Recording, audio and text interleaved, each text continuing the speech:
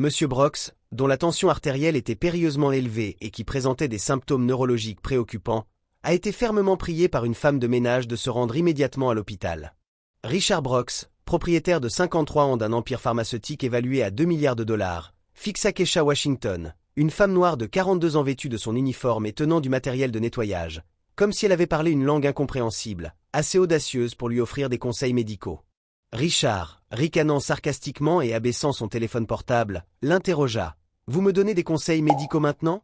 Quel est votre parcours encore? » « Nettoyage avancé. » Ce sarcasme imprégnait son opulent bureau au 30e étage de la Brox Pharmaceutical Tower.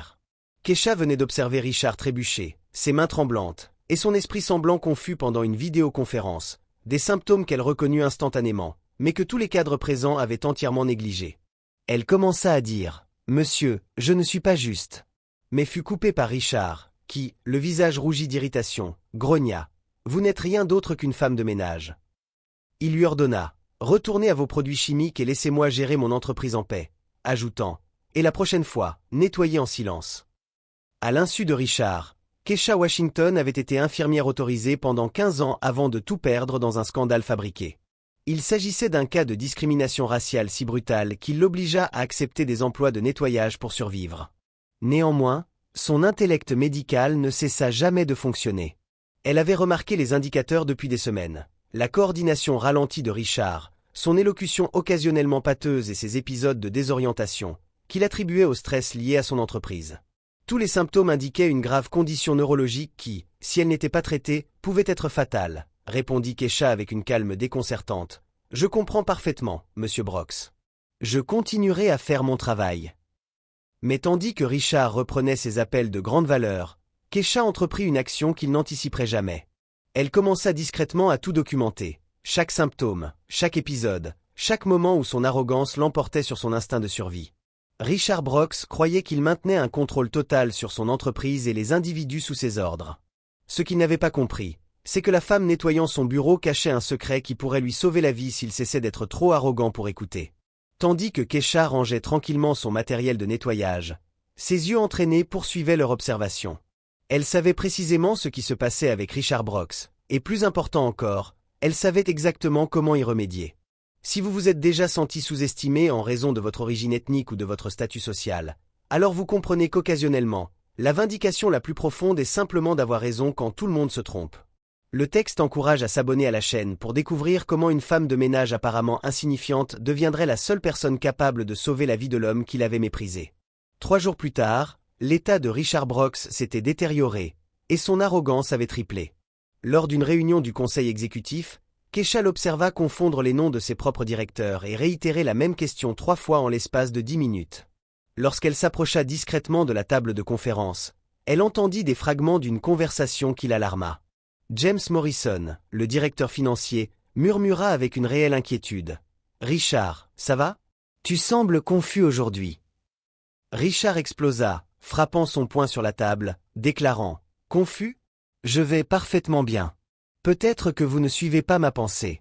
J'ai toujours eu 3 coups d'avance sur tout le monde. » Keisha remarqua le léger tremblement de sa main gauche et la façon dont il clignait des yeux à plusieurs reprises comme s'il tentait de focaliser sa vision.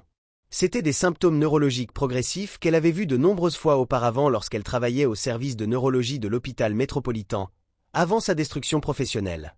Le scandale avait commencé 5 ans plus tôt lorsque Keisha, alors infirmière en chef de nuit, avait publiquement contesté les prescriptions excessives d'opioïdes du docteur Mitchell Barnes. Elle avait méticuleusement documenté que les patients noirs recevaient systématiquement des doses d'analgésiques plus faibles que les patients blancs souffrant de conditions identiques, tout en étant simultanément plus rapidement étiquetés comme toxicomanes. Lors de la réunion disciplinaire, le docteur Patricia Wells, la directrice de l'hôpital, demanda « Accusez-vous un médecin estimé de racisme ?» interrogeant « Sur la base de quelles preuves scientifiques ?» Keisha répondit que sa déclaration était basée sur 15 ans d'expérience et 200 pages de documentation détaillée, qu'elle posa sur la table. Cependant, l'enquête interne s'avéra être une façade. Le docteur Barnes était un ami personnel du PDG et un donateur important de l'hôpital. Au lieu d'examiner ces preuves, ils construisirent un récit alternatif, dépeignant Keisha comme mentalement instable et projetant des problèmes raciaux personnels sur la pratique médicale. Le coup définitif vint lorsqu'ils auraient découvert qu'elle avait violé les protocoles de médication, des allégations fabriquées qu'ils ne purent jamais étayer, mais qui furent suffisantes pour ruiner sa carrière. En 6 mois, elle perdit sa licence d'infirmière, sa réputation professionnelle et tout espoir de travailler un jour à nouveau dans le domaine médical. Les gens comme vous pensent toujours que le monde leur doit quelque chose, avait remarqué le docteur Barnes lors de son dernier jour, avec un sourire qui n'atteignait pas ses yeux. Il ajouta, « Il est peut-être temps d'accepter cela. Certains endroits ne sont tout simplement pas faits pour vous. » Maintenant, 5 ans plus tard, nettoyant le bureau de l'homme le plus puissant de l'industrie pharmaceutique, Keisha percevait une amère ironie. Richard Brooks possédait l'entreprise qui produisait les mêmes opiacés que le docteur Barnes avait prescrits sélectivement. La voix aiguë de Richard la ramena au présent, demandant « Vous êtes toujours là ?» La réunion était terminée, et il l'observait avec irritation, exigeant « Combien de temps faut-il pour nettoyer un bureau ?» Keisha s'excusa. « Je suis désolé, monsieur Brooks. J'étais juste minutieuse. » Richard rit avec dédain. « Minutieuse. Vous êtes une femme de ménage, pas un chirurgien. La rapidité compte plus que la perfection dans votre métier. » Keisha hocha la tête silencieusement, mais ses yeux entraînés continuaient d'enregistrer des détails cruciaux. La pupille droite de Richard était subtilement plus dilatée que sa gauche. Ses réponses verbales présentaient un léger retard. Sa motricité fine était clairement altérée. C'étaient des indicateurs classiques d'une pression intracrânienne accrue. Et une autre chose, continua Richard, ajustant sa cravate avec des mouvements moins précis que d'habitude. La prochaine fois que vous avez la brillante idée de me donner des conseils médicaux, rappelez-vous que je paie certains des meilleurs médecins du pays. Je n'ai pas besoin de l'avis de quelqu'un qui nettoie les toilettes pour vivre. La cruauté désinvolte de ces remarques la blessa profondément. Pourtant, Keisha garda une expression neutre. Elle avait appris à absorber l'humiliation sans réagir, une compétence cultivée au fil des années de discrimination systématique. « Je comprends parfaitement, monsieur, » répondit-elle, commençant à ranger son matériel de nettoyage. Mais en quittant le bureau, Keisha prit une décision résolue. Cette nuit-là, dans son modeste appartement, elle ouvrit son ordinateur portable et commença à taper. Non pas un rapport médical formel, car elle n'avait plus les qualifications pour cela. Au lieu de cela, elle initia quelque chose de différent, une lettre anonyme détaillée adressée à l'épouse de Richard, Margaret Brooks. Keisha avait fait des recherches approfondies sur la famille Brooks. Margaret, bien qu'elle n'ait pas pratiqué depuis des années, était une infirmière diplômée. Elle comprendrait la terminologie médicale et reconnaîtrait la gravité des symptômes décrits. Chaque mot fut méticuleusement choisi. Chaque symptôme fut documenté avec une précision temporelle. Chaque observation était étayée par des preuves comportementales spécifiques. Elle acheva la lettre à 3 heures du matin, la relut 5 fois et la glissa dans une enveloppe non marquée. Richard Brooks croyait avoir réduit au silence une autre personne inférieure. Ce qu'il ne réalisa pas, c'est qu'il avait juste réveillé quelque chose de bien plus formidable que la simple colère. Une infirmière formée avec une mission inébranlable de sauver des vies, même lorsque ces vies appartenaient à des individus qui la méprisaient. Alors que Keisha scellait l'enveloppe, une froide certitude s'installa dans sa poitrine. Elle ne permettrait pas que l'arrogance de Richard soit sa perte, non pas parce qu'il méritait de vivre, mais parce qu'elle avait prêté serment de sauver des vies. Et certains serments transcendent le traitement que l'on reçoit des personnes que l'on sauve. Ce que ce PDG milliardaire ne percevait pas, c'est que chaque insulte ne faisait que renforcer la détermination d'une femme qui avait déjà tout perdu une fois et qui avait découvert qu'elle avait encore beaucoup à offrir au monde, si seulement quelqu'un était assez humble pour écouter. La lettre arriva entre les mains de Margaret Brooks un mardi tranquille, discrètement livrée par un coursier anonyme. Margaret, diplômée en soins infirmiers de l'université Johns Hopkins, reconnut immédiatement la précision clinique du langage et la gravité des observations détaillées. Elle murmura, la lisant pour la 3e fois, symptômes neurologiques progressifs, coordination motrice altérée, épisode de confusion temporelle. Chaque mot de la lettre faisait écho à l'inquiétude qu'elle-même avait tenté d'exprimer à son mari au cours des dernières semaines, pour être seulement repoussée avec le même dédain qu'il réservait aux individus qu'il considérait inférieurs. Margaret savait que Richard était différent. Les accès de colère étaient devenus plus fréquents et irrationnels. Il oubliait des rendez-vous importants, répétait les mêmes histoires lors de dîners, et son écriture autrefois impeccable tremblait maintenant comme celle d'un homme beaucoup plus âgé. Elle se demanda, parcourant chaque détail médical méticuleusement documenté, qui a bien pu écrire ceci? Quelqu'un avec une formation formelle, certainement. Quelqu'un qui a observé Richard de près régulièrement. Pendant ce temps, au 30e étage de Brooks Pharmaceutical, Keisha exécutait son plan avec la précision d'une infirmière chevronnée. Lors de ses rondes de nettoyage, elle avait discrètement commencé à tout documenter. Les heures des épisodes, l'intensité des tremblements, les schémas de confusion mentale. Elle avait une alliée inattendue en la personne du docteur Patricia Williams, une neurologue à la retraite qui travaillait à temps partiel comme consultante en assurance médicale dans le bâtiment adjacent. Kesha l'avait rencontrée sur le parking lorsque Patricia avait remarqué des techniques infirmières dans la façon dont Kesha assistait une femme âgée qui avait trébuché. « Vous étiez infirmière », avait observé le docteur Williams, non pas comme une question, mais comme une affirmation de fait. Kesha a admis 15 ans, attendant le jugement habituel. Au lieu de cela, Patricia lui tendit la main, déclarant « Neurologue depuis 30 ans et je reconnais toujours la compétence quand je la vois ». Cette conversation décontractée sur le parking se transforma en un partenariat improbable. Le docteur Williams, une femme noire de 62 ans qui avait elle-même fait face à ses propres luttes contre les préjugés en médecine, comprit immédiatement lorsque Kesha décrivit les symptômes de Richard. Le docteur Williams diagnostiqua lors de leur conversation au café du coin tumeur cérébrale, anévrisme ou quelque chose de progressif comme la sclérose en plaques. Elle nota que n'importe laquelle de ces conditions pouvait être fatale si elle n'était pas traitée. Avez-vous tout documenté attentivement? Kesha lui montra son carnet manuscrit où elle avait méticuleusement enregistré chaque observation.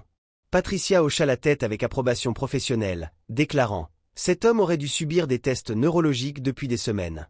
Son arrogance va le tuer. » Leur plan était simple. Leur objectif était de fournir suffisamment de preuves à Margaret Brooks pour qu'elle exige une évaluation neurologique complète. Cependant, Richard rendait cela difficile par son refus systématique de reconnaître tout problème. Richard avait commenté à Margaret lors d'un dîner que le docteur Harrison lui avait dit « Je travaille peut-être trop », ne réalisant pas qu'il avait par erreur désigné le dermatologue comme s'il était son cardiologue. Il ajouta ensuite « Mais je ne fais pas confiance aux jeunes médecins. Ils préfèrent diagnostiquer des problèmes qui n'existent pas. » Margaret avait échangé un regard inquiet avec leur fille Jessica, qui était venue dîner. Jessica, étudiante en médecine en dernière année, avait également remarqué les changements chez son père. « Papa, quand as-tu fait un bilan de santé complet pour la dernière fois ?» avait demandé Jessica délicatement. « Les bilans sont pour les malades », avait répondu Richard avec une irritation croissante. « J'ai bâti un empire pharmaceutique. Je pense savoir quand quelque chose ne va pas avec mon propre corps. » C'est cette même semaine que l'épisode le plus alarmant se produisit. Kesha rangeait la salle de conférence lorsque Richard entra, visiblement confus. « Où est tout le monde ?» demanda-t-il, regardant autour de la pièce vide. « La réunion a été annulée, Monsieur Brooks. »« Vous l'avez annulée vous-même hier », répondit doucement Kesha. Richard la regarda avec une expression vide, comme s'il ne la reconnaissait pas, même si elle nettoyait son bureau tous les jours depuis 2 ans. « Qui êtes-vous » demanda-t-il avec un mélange de confusion et d'irritation. « Je suis Kesha, du personnel de nettoyage. »« Kesha » répéta-t-il son nom plusieurs fois comme s'il essayait d'accéder à un souvenir perdu. « Vous avez dit quelque chose à propos des médecins plus tôt. » Pendant un moment terrifiant, Kesha observa dans les pupilles dilatées de Richard le même regard perdu qu'elle avait vu chez des patients neurologiques durant ses années à l'hôpital. La personne derrière ses yeux se déconnectait progressivement de la réalité. « Monsieur Brooks, vous sentez-vous bien ?» demanda-t-elle un instant, oubliant sa position. La question sembla le ramener à la réalité. « Je vais bien », grogna-t-il, retrouvant sa personnalité hostile habituelle. « Et vous n'êtes pas autorisé à poser des questions personnelles. Retournez à votre travail. » Mais Kesha en avait assez vu. Cet après-midi-là, elle appela le docteur Williams. « Le temps presse, dit-elle. Aujourd'hui, il ne m'a pas reconnu pendant plusieurs minutes. Ce n'est pas seulement de l'arrogance. C'est une détérioration neurologique active, répondit Patricia. Alors, nous devons accélérer le plan. J'appellerai Margaret Brooks directement. En tant que médecin, je peux utiliser l'inquiétude professionnelle comme excuse. Cette nuit-là, tandis que Richard dormait profondément, un autre symptôme inquiétant que Margaret avait remarqué, elle reçut un appel du docteur Williams. Madame Brooks, ici le docteur Patricia Williams, neurologue. J'ai reçu des informations préoccupantes concernant les symptômes de votre mari, et je crois qu'il a besoin d'une évaluation neurologique immédiate. Margaret tenait le téléphone avec des mains tremblantes. Docteur, j'ai essayé de le convaincre de chercher de l'aide, mais il refuse d'écouter. Je comprends parfaitement. Malheureusement, il est courant que les patients atteints de troubles neurologiques perdent la capacité de reconnaître leurs propres symptômes. C'est ce qu'on appelle l'anosognosie, une conséquence de la maladie elle-même. La conversation dura 40 minutes. Quand elle raccrocha, Margaret avait un plan définitif. Le lendemain, elle ferait quelque chose qu'elle n'avait jamais fait en 25 ans de mariage. Elle confronterait Richard publiquement, devant des personnes dont il valorisait les opinions. Elle avait invité le conseil d'administration à une petite réunion familiale informelle pour discuter de la succession de l'entreprise. Mais en réalité, ce serait une intervention médicale déguisée. Keisha, nettoyant discrètement le couloir adjacent à la salle de conférence, écouta Margaret expliquer la situation à Jessica et au directeur. « Mon mari est malade, et son refus d'accepter un traitement met en danger non seulement sa vie, mais aussi l'avenir de l'entreprise. Ce qu'aucun d'entre eux ne savait, c'est que dans les prochaines 24 heures, la vie de Richard Brooks dépendrait entièrement du courage d'une femme de ménage qu'il avait traitée comme invisible. Une femme qui, malgré tout le mépris qu'elle avait reçu, était sur le point de faire quelque chose qui définirait non seulement son caractère, mais potentiellement sauverait la vie de l'homme qui l'avait le plus humilié. Parfois, la plus grande vengeance n'est pas de détruire quelqu'un. C'est de le sauver malgré son indignité, prouvant que votre humanité est infiniment supérieure à la cruauté que vous avez reçue. Mais l'orgueil de Richard lui permettrait-il d'accepter l'aide de quelqu'un qu'il avait toujours considéré comme inférieur? Et que se passe-t-il lorsque sauver une vie signifie affronter un système entier qui préfère ignorer la sagesse de ceux qu'il considère sans valeur? L'intervention familiale eut lieu un jeudi orageux, précisément quand Richard était le plus vulnérable. Margaret avait orchestré chaque détail avec la précision d'une infirmière expérimentée.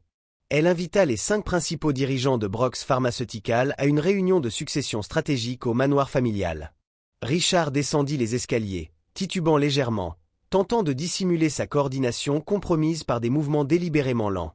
Son côté gauche était notablement plus faible, et son élocution était occasionnellement pâteuse au bord des mots. « Je ne comprends pas pourquoi nous devons discuter de la succession », marmonna-t-il à Margaret en ajustant sa cravate avec des doigts tremblants. « Je suis parfaitement capable de diriger ma propre entreprise. »« Bien sûr, mon cher, » répondit Margaret, observant qu'il tenta de nouer sa cravate 3 fois avant d'obtenir un nœud acceptable. Dans la salle de réunion, les directeurs remarquèrent immédiatement les changements chez Richard. James Morrison, le directeur financier, échangea des regards inquiets avec Sandra Phillips, chef des opérations. Lorsque Richard fit référence au directeur marketing comme « ce type du service des ventes », le Dr Williams, que Margaret avait invité en tant que consultante médicale pour les cadres, intervint. « Richard, j'ai observé des symptômes préoccupants lors de nos réunions précédentes. Tremblement, confusion temporelle, coordination altérée. »« Il n'y a rien de mal chez moi », explosa Richard, frappant son poing sur la table assez fort pour faire tomber sa tasse de café. « J'en ai assez des gens non qualifiés qui essaient de me diagnostiquer. » Ce fut le moment critique où cela se produisit. Richard tenta de se lever pour démontrer sa parfaite santé, mais ses jambes le lâchèrent complètement. Il s'effondra sur sa chaise, le côté gauche de son visage commençant à tressaillir involontairement, ses yeux perdant leur concentration alors qu'il luttait pour former des mots. « Je ne porte pas, bégaya-t-il, sa main droite tremblant violemment alors qu'il tentait d'atteindre le verre d'eau. Margaret composa immédiatement le 911. Mais ce fut le docteur Williams qui prit le contrôle de la situation. Symptômes neurologiques aigus. Possible AVC ou crise secondaire. Nous avons besoin d'un transport immédiat à l'hôpital. Pendant l'attente de l'ambulance, quelque chose d'entièrement inattendu se produisit. Margaret reçut un appel de quelqu'un qu'elle n'anticipait pas, Keisha Washington. « Madame Brooks, ici Keisha, du personnel de nettoyage du bureau de votre mari. Je vous appelle parce que je dois vous dire que j'ai documenté tous ces symptômes au cours des dernières semaines. » Margaret faillit laisser tomber le téléphone. « Vous êtes infirmière ? » ?»« J'étais avant. J'ai été forcé de nettoyer des bureaux par des gens qui me traitent comme si j'étais invisible. » L'amertume dans la voix de Keisha était palpable, mais autre chose était présente aussi, une compétence médicale absolue. « Votre mari présente des signes classiques d'une tumeur cérébrale ou d'un anévrisme. Les symptômes progressifs, le déclin cognitif, les tremblements unilatéraux. Tout est documenté dans mon rapport. » « Quel rapport ? » ? « Celui que j'ai envoyé à tous les directeurs de son entreprise il y a 3 jours. Le même qu'ils ont ignoré parce qu'il venait d'une simple femme de ménage. » Margaret sentit le sang lui quitter le visage. « Vous l'avez envoyé au directeur. » 47 pages d'observations médicales détaillées avec des horodatages précis et une analyse des symptômes. Même un pronostic de détérioration sinon traité. Kesha expliqua que James Morrison l'avait rejetée comme de la paranoïa d'employé, et Sandra Phillips avait suggéré qu'elle soit renvoyée pour comportement inapproprié. La révélation frappa Margaret comme un coup de poing dans l'estomac. Tandis que Richard était chargé dans l'ambulance, elle comprit pleinement l'ironie. La femme que son mari avait traitée avec le plus de mépris était la seule personne qui avait tenté de lui sauver la vie. À l'hôpital, le diagnostic du Dr Chen confirma chaque mot prononcé par Kesha. Un anévrisme cérébral à saignement l'en causant des symptômes neurologiques progressifs. Il déclara que sans l'intervention ce jour-là, Richard aurait subi une rupture complète dans quelques jours, et la mort était presque certaine. Lorsque Richard reprit conscience après une chirurgie d'urgence, ses premiers mots furent un murmure rauque. « Où est la femme de ménage ?» Margaret lui tint la main, encore faible des sédatifs. « Kesha, dit-elle, elle est dans le couloir, mon cher. Elle attend depuis 6 heures. » Il ferma les yeux, des larmes coulant sur ses joues pâles, reconnaissant. Elle a essayé de me prévenir. Elle a essayé plusieurs fois. Et vous l'avez traitée comme de la merde. J'ai besoin de lui parler. Lorsque Kesha entra dans la pièce, Richard pouvait à peine maintenir un contact visuel. La femme qui l'avait publiquement humilié se tenait là, toujours dans son uniforme de nettoyage, mais émanant une dignité qui rendait son arrogance précédente pathétique et insignifiante. « Vous m'avez sauvé la vie, murmura-t-il. J'essaie de la sauver depuis des semaines. Vous avez choisi de m'humilier à la place. Je sais, sa voix trembla. Je sais que je ne mérite pas votre pardon, mais, vous avez raison. Vous ne le méritez pas. » Kesha tira une chaise et s'assit, maintenant une distance respectueuse, mais déclara « Je n'ai pas sauvé votre vie pour vous. Je l'ai sauvée parce que j'ai prêté serment de protéger des vies. Et certains serments sont plus grands que le traitement que nous recevons des personnes que nous sauvons. » L'humiliation de Richard ne faisait que commencer. Dans les jours qui suivirent, toute l'histoire fut divulguée. Le PDG milliardaire qui faillit mourir parce qu'il était trop arrogant pour écouter une infirmière de nettoyage qui avait précisément identifié ses symptômes des semaines plus tôt. Sandra Phillips et James Morrison tentèrent de dissimuler le scandale, mais Margaret avait conservé des copies de toutes les communications où ils ignoraient et ridiculisaient les préoccupations médicales de Kesha. Des enregistrements où ils suggéraient de la licencier pour comportement inapproprié devinrent viraux sur les réseaux sociaux. Les médias transformèrent l'affaire en un emblème national de la discrimination en entreprise. Une femme de ménage noire sauve le PDG qui la méprisait, devint le titre pendant des semaines. Le conseil d'administration de Brooks Pharmaceutical convoqua une réunion d'urgence. L'entreprise subit une perte de 300 millions de dollars en valeur marchande en 3 jours, et Richard fut contraint de se retirer temporairement de son poste de PDG pour des raisons médicales et pour réfléchir aux politiques de ressources humaines. Mais l'humiliation suprême arriva lorsque Richard apprit que Kesha avait rejeté toutes les offres d'indemnité de départ et d'interviews rémunérées. « Je n'ai besoin de l'argent sale de personne », informatait-elle les journalistes. « J'ai besoin que cela serve d'exemple. La compétence et la dignité ne dépendent pas des diplômes ou de la couleur de peau. » Tandis que Richard se remettait de son opération, faisant face à des semaines de physiothérapie pour retrouver sa coordination motrice, Kesha reprit tranquillement son travail de nettoyage. Mais maintenant, tous les employés de Brooks Pharmaceutical la traitaient avec le respect qu'elle avait toujours mérité. L'homme qui avait dédié toute sa vie à rabaisser les personnes inférieures avait appris de la manière la plus humiliante possible que son existence même dépendait des individus qu'il considérait invisibles. Et toute la nation était témoin de sa leçon d'humilité qui se déroulait aux informations nationales. Mais Richard avait-il vraiment assimilé sa leçon? Et quel serait le destin d'une femme qui s'était montrée plus grande que tous les préjugés dirigés contre elle? Parfois, la vengeance la plus profonde n'est pas de détruire quelqu'un. C'est de le contraindre à vivre en sachant qu'il doit son existence à ceux qu'il a toujours jugés inférieurs. 6 mois plus tard, Kesha Washington fut honorée du prix national de l'héroïne par le surgeon général des États-Unis lors d'une cérémonie diffusée en direct à travers le pays. Le même uniforme de nettoyage qui avait autrefois été l'objet de moqueries fut désormais exposé au National Museum of African American History avec une plaque sur laquelle on pouvait lire « L'uniforme d'une femme qui a prouvé que la compétence n'a pas de couleur ». Richard Brooks observa depuis le premier rang dans un fauteuil roulant, dont il avait encore occasionnellement besoin en raison des effets résiduels de l'opération. Ses mains tremblaient légèrement, non plus à cause de la maladie, mais à cause de la profonde émotion de voir la femme qu'il avait humiliée être célébrée comme elle aurait dû l'être depuis le tout début. « Mesdames et messieurs », déclara Kesha au microphone, sa voix résonnant dans l'auditorium bondé. « Pendant 15 ans, j'ai été infirmière.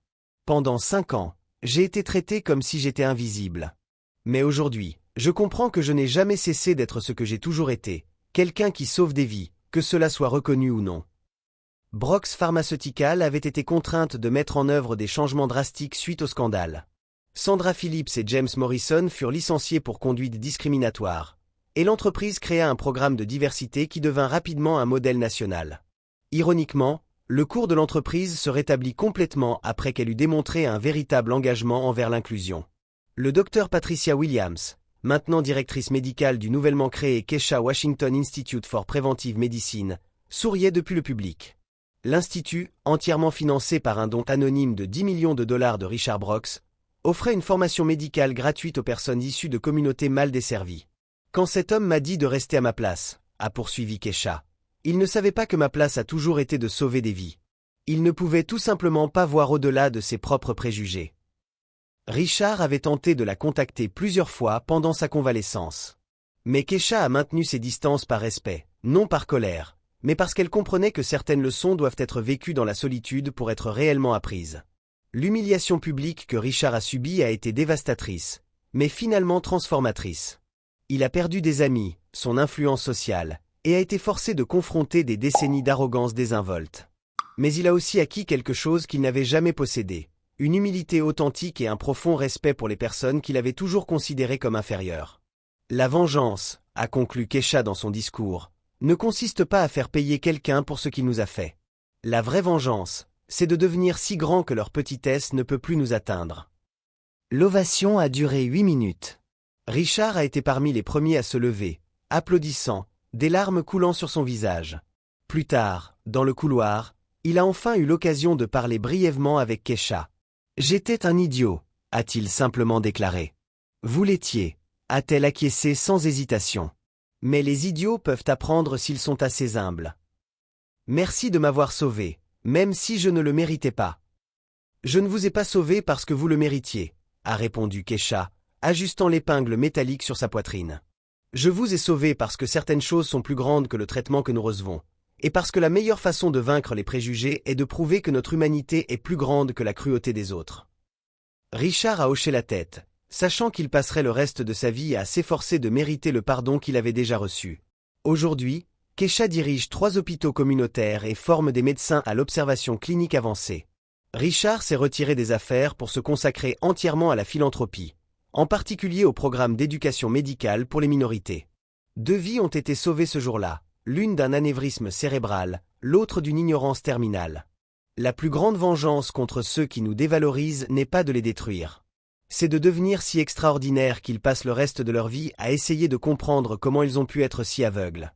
Keisha a démontré de manière concluante que la compétence, la dignité inhérente et la véritable grandeur ne dépendent pas de l'approbation des autres, mais uniquement d'un engagement inébranlable à incarner ce que nous sommes vraiment. Si ce récit a résonné en vous, le texte encourage à vous abonner à la chaîne pour plus d'histoires qui illustrent avec force comment notre vraie force se manifeste précisément lorsque les autres tentent de nous diminuer.